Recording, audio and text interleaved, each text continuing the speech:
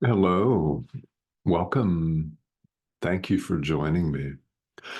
We're going to have a very practical conversation today. It's very practice oriented because it goes right to the idea of our motivation and our commitments. Yeah, that's a huge topic for all of us as we study this material. And the longer we stick with our study and practice of A Course in Miracles, the more we're aware that this comes up a lot, doesn't it? So, what kind of commitment? Well, it's the commitment to listening to the Holy Spirit instead of the ego. That, in other words, sticking with it, opening the book in the first place, which is a hurdle that many encounter. This is a book, I'm referring to the bound edition of A Course in Miracles, that sits on shelves for many years, sometimes, doesn't it?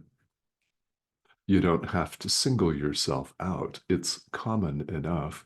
And countless people have told me that, oh, yeah, I'm going to get to that one of these days. I've had a copy on my shelf for 7 years, and I've never opened it. Well, the Holy Spirit's gently nudging you if this is you. And maybe it was, and you can relate to that. My point in saying all of this is that that is a hurdle that sometimes people encounter is opening this strange book up in the first place. A Course in Miracles. What's that? Why am I drawn to this? You know why. Open it. And once you do, we encounter all kinds of other forms of resistance. It's part of the deal. And you know what? That's the case in all of life. So there's nothing singularly unique about the study and practice of A Course in Miracles vis-a-vis other aspects of life. We're still going to encounter this little ego voice on our shoulder saying, go back to the couch. No, you don't want to open that. That's scary. The peace of God? What? No way. No, no, do this, do that. Do what you've always done. Wouldn't you just be more comfortable closing that book for all time? They're wrong. This is wrong. Oh no. And we, in fact, appear to wrestle with this, don't we? We appear to struggle with committing to the voice for God, committing to the Holy Spirit, who doesn't demand. When we listen to the voice of the ego, the Holy Spirit's still there. He's not banished. He's part of our mind. What happens is he simply waits patiently for us to change our mind because all of the shiny toys of the ego have not satisfied you. I know. You might say, well, I had a very, very satisfying vacation in the tropics last month, which, by the way, Cindy and I did. I may have had a beautiful relationship, or maybe I made a lot of money. I just got promoted at work. Yeah, what do you mean it doesn't satisfy? Well, does any of that last? Is it eternal? Of course not. And nothing in this world is eternal because there is no world. So, how can it be fixed and lasting? We're all looking for something fixed and lasting. We're looking in the wrong place. It is not here, it's not outside of you. It's not in the trappings of the world that the ego speaks for and thinks is real.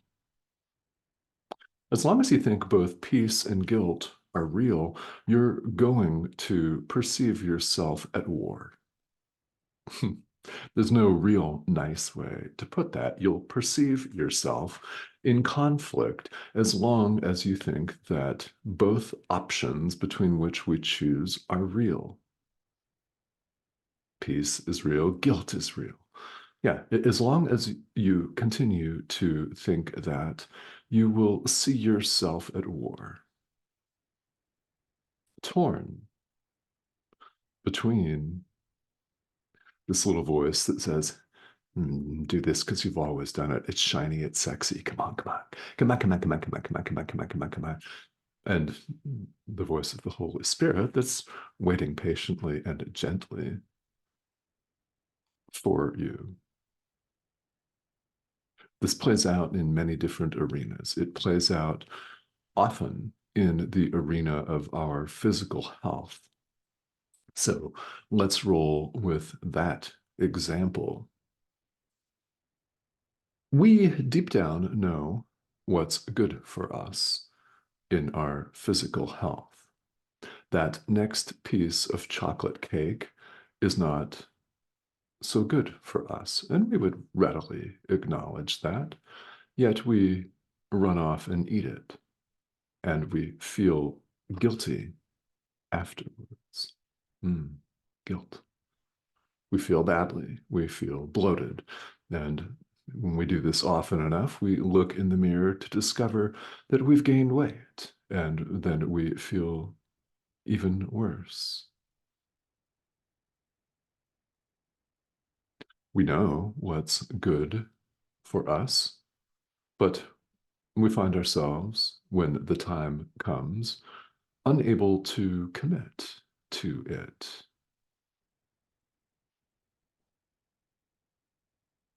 It might be a piece of chocolate cake or a jar of Nutella or peanut butter. It may be that second stein of beer, or the third, or the fourth, for example.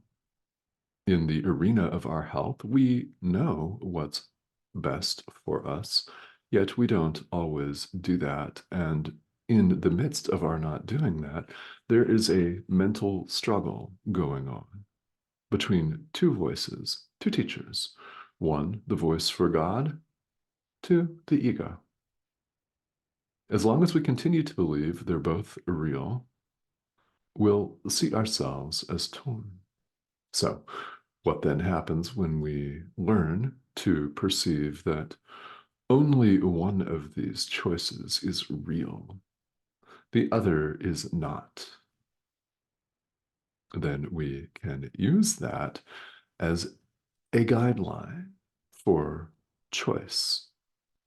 While choice appears meaningful, and here in the world, in this situation, this day-to-day situation in which we find ourselves beset with stuff, choice is meaningful. We must learn to choose, and we must learn to appreciate the choice that's real.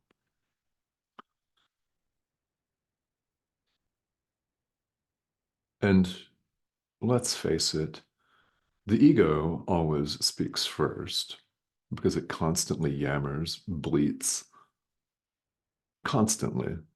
And it's loudest, and it yells and shrieks and screams, and it often looks sexier, hotter, more delicious, juicy, and shinier. It looks luscious. I mean, well, face it, it does. This world is predicated on the superficial after all, isn't it? The world is obsessed with a veneer, and we're invited to obsess right along with everyone else because everybody else appears to be obsessing over a veneer, over nothing. And when we fall short of this airbrushed, Instagrammable image of what the world thinks people should be, we feel badly. We feel less than. You can never be less than. There are no differences at all.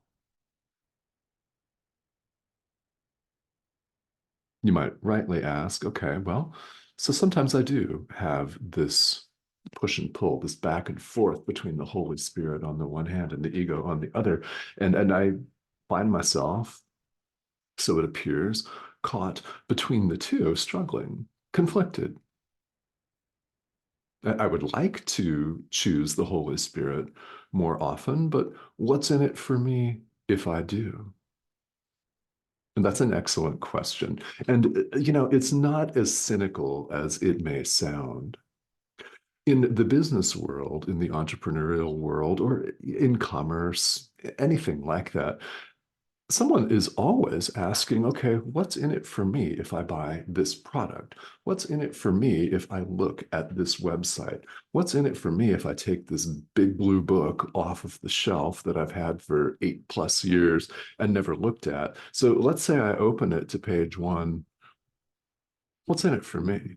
It is not as cynical as it may sound. Let's talk about it. I mean, really, what's in it for you if you listen to the voice for God? Well, the text has somewhat to say about this. Imagine that, right? Chapter 13, section 11, specifically, where the text says in words which are only symbols. In fact, they're not the actual experience, but Jesus, as all spiritual teachers do, and all they can do, is point to the truth. This course describes heaven as constant, as completely without interruption, as whole and total and all encompassing and limitless, the all, capital A, eternal, without interruption. And there is no pleasure or rapturous experience in this dream that can even approximate it. So it's joy and limitlessness, if you want to use the word bliss, peace, totality, beyond even our wildest imagining. There is nothing anywhere near as rapturous in this world, not even close. Not even the hottest, sexiest orgasm or set of orgasms or multiple over X period of time. Not even that kind of bliss. Not a week on the beach kind of bliss. Nothing that this world has to offer, even remotely, comes close to the peace of God. So that's only a hint of what's in it for you, should you choose the Holy Spirit more often.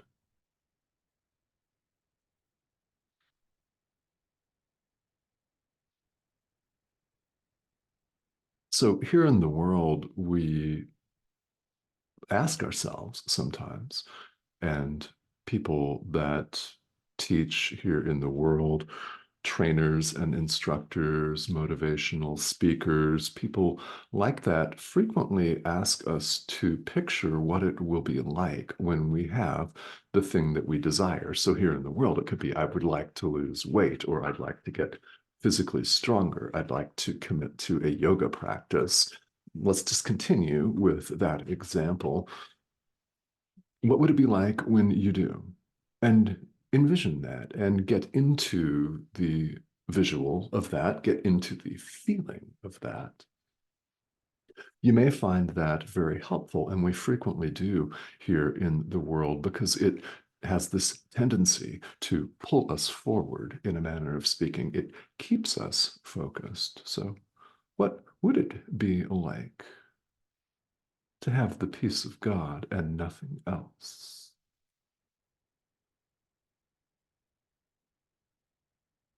Perhaps that may give you some inspiration, and perhaps it may help you along the way. And if it doesn't, that's all right.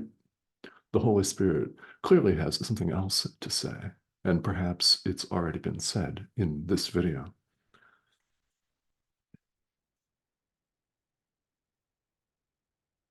So, what about getting committed? Well, we've talked about that. What's in it for you? The peace of God. Even the most pleasurable experiences in the world can't even come close. And if you've had some glimpses of this, you know what I'm talking about.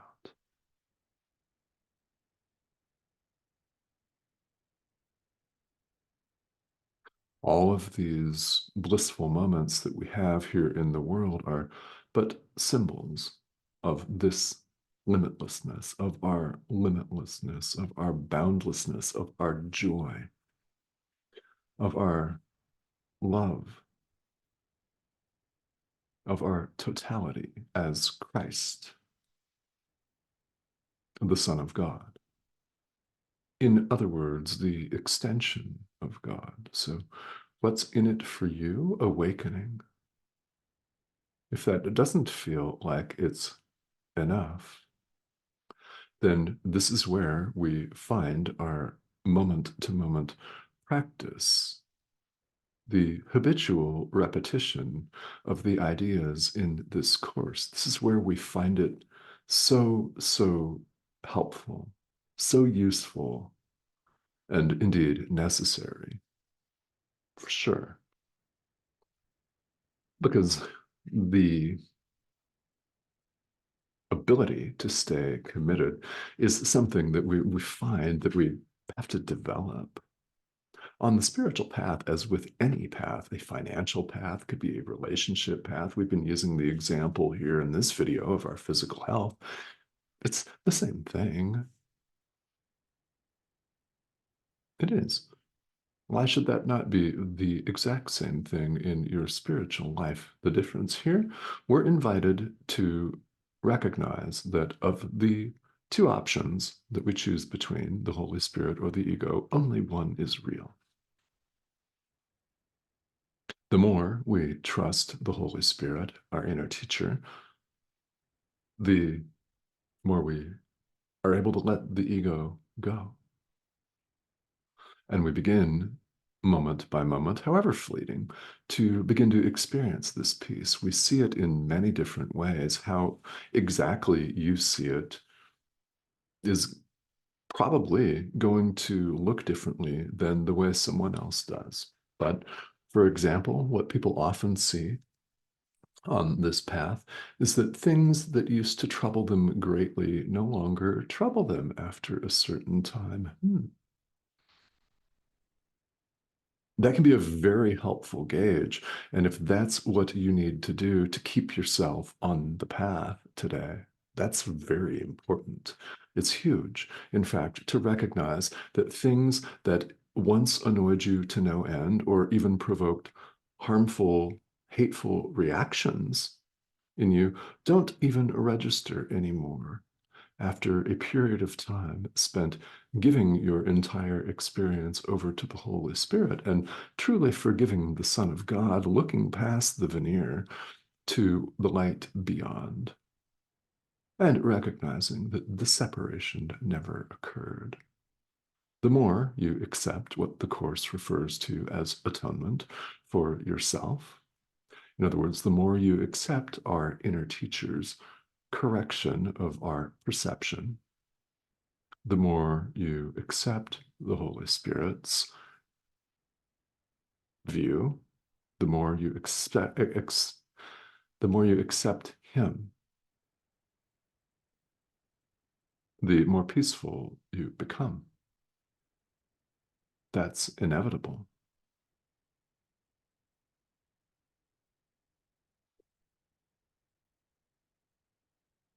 And the Holy Spirit has perfect faith in your final judgment. You want to know why? Because he makes it. Ego voice doesn't make it. He does. What we're doing on the spiritual path is developing a habit, just like with this exercise regimen or this weight loss, this health and wellness regimen that we've been using as an example here.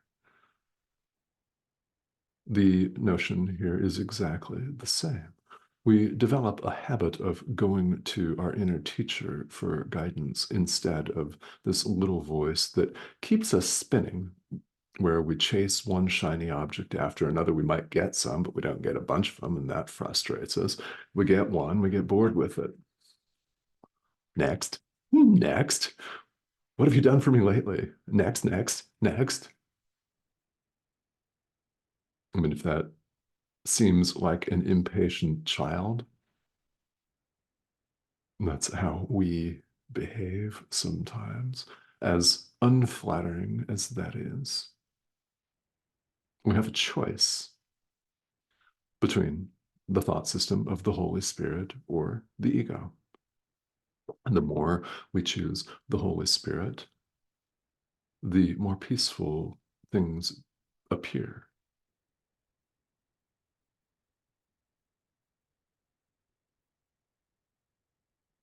We're all on the spiritual path because we want one thing and one thing only, the peace of God. There is nothing else. So what else would we really want? I mean, truly, what else would we really want?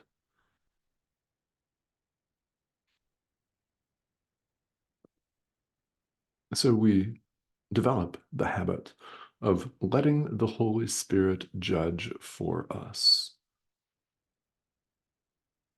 Ask him what to do.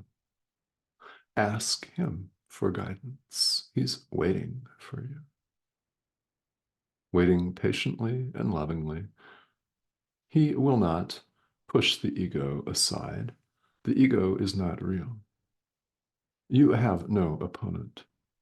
You may think that you are locked in a pitched battle between two fearsome opponents. Only one of these choices is even real. The other is not real. The Holy Spirit does not condemn the ego. The Holy Spirit does not condemn, period. The Holy Spirit simply looks past the veneer and sees the ego's utter nothingness. It does not exist. There is no separation of any kind. So the more we lean into the guidance of the Holy Spirit and truly forgive, the more we come to recognize this. There is, in truth, no separation at all. The separation that we think happened never, in fact, happened.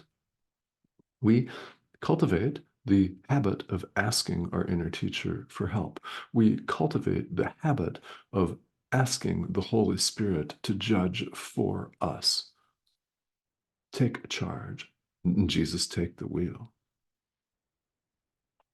Just like the t-shirts and the bumper stickers say, yes, he is the Holy Spirit. Let him take the wheel. He knows what to do. He will not wreck the car. He will not run out of gas. He will not drive the car off a cliff or rear end anyone. And when someone cuts him off on the freeway, he will not fly into a fit of rage. No, let him drive the car.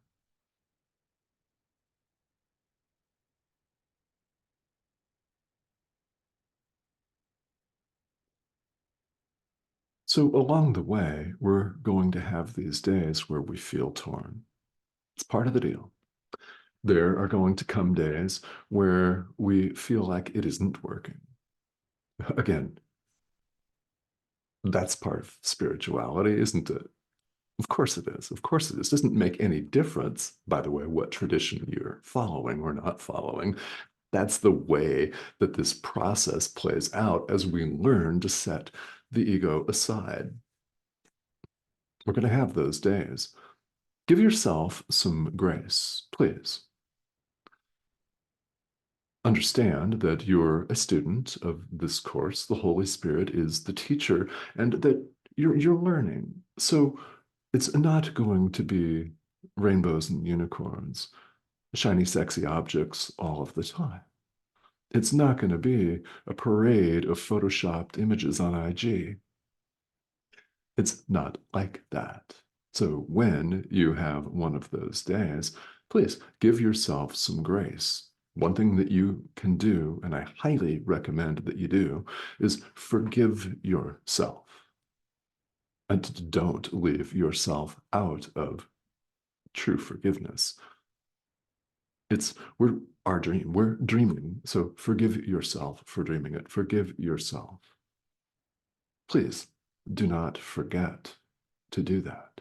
That is an integral part of our learning. We're forgiving ourselves for dreaming all of this, for dreaming up an email inbox that is 1,000 messages long and everybody wants you to respond yesterday or day before. Even better than that, day before yesterday. And that's only one little example.